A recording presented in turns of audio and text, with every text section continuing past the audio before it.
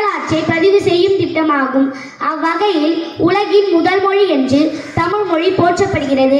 பல மொழிகளில் பேசவும் எழுதவும் தெரிந்த மகாகவி பாரதியார் யாம் அறிந்த மொழிகளிலே தமிழ் மொழி போல் இனிமையாவது எங்கும் காணோர் என்றார். இதிலிருந்தே தமிழ் மொழியின் சிறப்பையை அறியலாம். இலக்கியம் என்னும் சொல் வாழ்ந்து கொண்டு வருகிறது.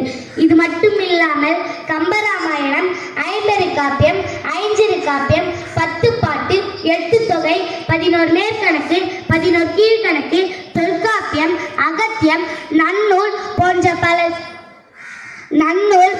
பல இலக்கண நூல்கள் தமிழ் கோயிலை அழியாமல் காத்து வருகின்றன. மூதுரை, கொன்றை வேந்தன் போன்ற நீதிநெறி காட்டும் வழிகாட்டிகளாக விளங்குகின்றன.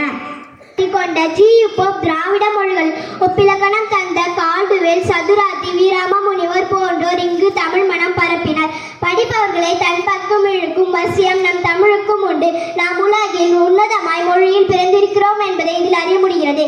அமிர்தத்தை கடைந்தால் அதிலிருந்து கிடைக்கும் சொல்லே தமிழ் என்று போற்றுகிறார் நாமக்கல் கவிஞர். செம்மொழியாக ஒரு மொழியை தேர்வு செய்ய அதன் இலக்கிய பண்புகள் வளம் மிகுந்ததாகவும் அதன் தோன்றல் ஏனைய மொழிகளில் சார்ந்திருந்தாலும் வேண்டும். இந்தியாவில் 2004ஆம் ஆண்டு ஜூன் 6ஆம் தேதி செம்மொழியாக அறிவிக்கப்பட்ட முதல் மொழி தமிழ்தான். முத்தமிழ், பைந்தமிழ், செந்தமிழ் விளங்கும் தமிழ், தமிழுக்கு அமுதென்று பேர். அந்த தமிழ் என்ப தமிழ் எங்கள் உயிருக்கு நேர் என்று தமிழை அமிர்தமாகவும் உயிராகவும் பாடியிருக்கிறார் பாவேந்தர் பாரதிதாசன்.